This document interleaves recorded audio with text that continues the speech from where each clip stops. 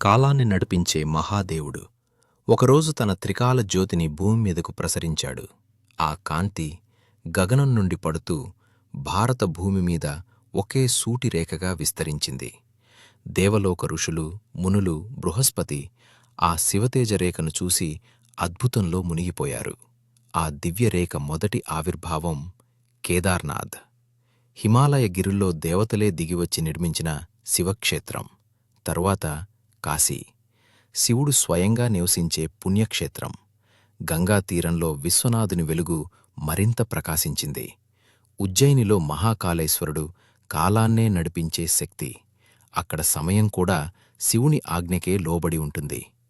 Arabia సముద్ర తీరంలో సోమనాథ్, చంద్రుని శాపం తొలగించిన స్థలం.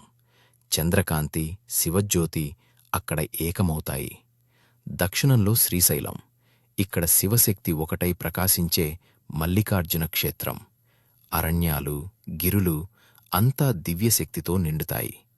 యాత్ర చివర రామేశ్వరం, రామచంద్రుడు స్వయంగా శివలింగాన్ని ప్రతిష్ఠించిన పవిత్రధామం.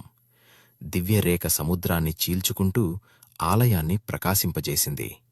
ఇలా కేదార్నాథ్ నుండి రామేశ్వరం దాకా ఒకే సూటి రేఖలో నిలిచిన శివాలయాలు.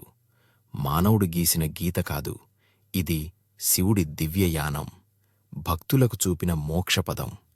ఈశ్వరుని రేఖ శాశ్వతం.